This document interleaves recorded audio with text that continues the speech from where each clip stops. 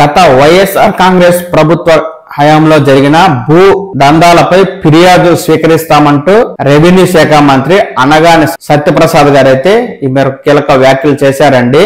Revenue గ్రామ సభల ద్వారా ఫిర్యాదులు తీసుకుంటామని డిసెంబర్ 6వ తేదీ నుంచి జనవరి 8వ తేదీ వరకు ఈ రెవెన్యూ సదస్సులు ఉంటాయని, సదస్సుల్లో వచ్చే వినతులు ఫిర్యాదులపై 45 రోజుల్లో చర్యలు తీసుకోవాలంటూ ఇప్పటికే అధికారులను ప్రభుత్వం అయితే ఆదేశించిందని ఆయన తెలియజేశారండి.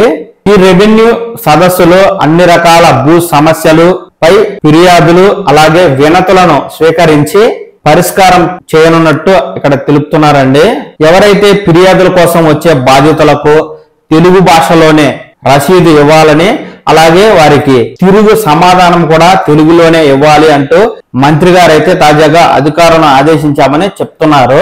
జిల్లా కలెక్టర్, ఆర్డీఓ, సబ్ కలెక్టర్లు, తహసీల్దార్లు, ఇతర రెవెన్యూ అధికారులు ఈ గ్రామ సదస్సుల్లో పాల్గొనేలా అధికారులకు ఇప్పటికే ఆదేశాలు కూడా పంపించామని మంత్రి గారు అయితే చెప్పారండి.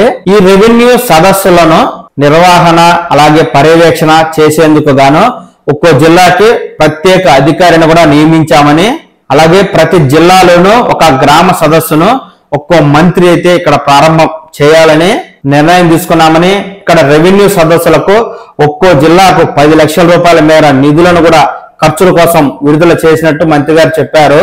ఈ గ్రామ రెవెన్యూ సదస్సులు ఏ విధంగా ఉంటాయి, ఏ సమస్యలకు ఏ విధంగా పరిష్కారం చూపిస్తారు తదితర పూర్తి సమాచారాన్ని అయితే మంత్రి గారు మనకు ఈ వివరాలను అందిస్తున్నారు. ఆ సమాచారం అయితే ఈ విధంగా ఉంది. రెవెన్యూ సమస్యల పరిష్కారం కోసం శుక్రవారం నుంచి జిల్లా వ్యాప్తంగా సదస్సులు నిర్వహించనున్నారు. జనవరి 8వ తేదీ వరకు నిరాటంకంగా కొనసాగుతాయి. భూ సంబంధిత సమస్యల పరిష్కార వేదికలుగా ఈ సదస్సులు ఉపయోగపడతాయి. భూములను 22A నుంచి తొలగించడానికి అన్ని అర్హతలున్నా అడంగల్లోకి పేర్లు ఎక్కకపోతే సరిచేయడానికి, భూ రికార్డులో తప్పులుంటే సరిచేసుకోవడానికి, భూములను ఎవరైనా ఆక్రమిస్తే ఫిర్యాదు చేయడానికి, సదరు ఫిర్యాదులపై బాధితులకు ప్రభుత్వం చట్టపరమైన రక్షణ కల్పించడానికి, కిందటి వైసీపీ ప్రభుత్వ హయాంలో జరిగిన రీసర్వే వల్ల నష్టపోయిన వారికి పరిష్కారం చూపడానికి ఈ సదస్సులు దోహదపడతాయని, ఎన్టీఆర్ జిల్లాలో 320 గ్రామాలు, కృష్ణా జిల్లాలో 290 గ్రామాల్లో ఈ సదస్సులు జరుగుతాయని, రెవెన్యూ గ్రామాల ప్రాతిపదికన ఎక్కడెక్కడ ఎప్పుడెప్పుడు రెవెన్యూ సదస్సులు నిర్వహించాలన్న దానిపై షెడ్యూల్ రూపొందించి గ్రామ సచివాలయాలకు తెలియపరుస్తారు. ఎన్టీఆర్ జిల్లాలో విజయవాడ నగరంతో పాటు నందిగామ, జగ్గయ్యపేట, ఇబ్రహీం, తిరువూరులో సదస్సులు జరుగుతాయి. జగ్గయ్యపేట మండలం తక్కిలపడలో నిర్వహించే సదస్సులో CCLA అధికారి గారు పాల్గొంటారు. అలాగే జిల్లాలో జరిగే కొన్ని రెవెన్యూ సదస్సుల్లో రాష్ట్ర రెవెన్యూ శాఖ మంత్రి అనగాని సత్యప్రసాద్ గారు కూడా పాల్గొంటారు.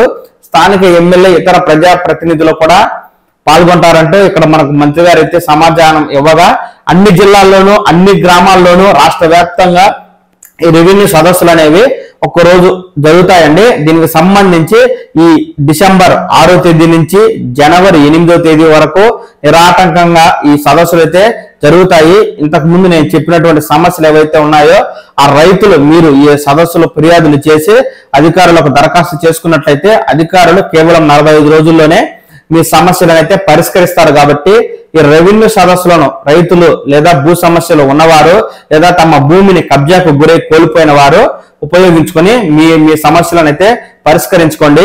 ఈ గ్రామ సదస్సులకు సంబంధించి ప్రభుత్వం నుంచి ముందు ఏదైనా మరో తాజా సమాచారం వస్తే వెంటనే మన పవన్ టాక్స్ తెలుగు ఛానల్ ద్వారా మీకు పూర్తి సమాచారాన్ని తెలియజేస్తాను.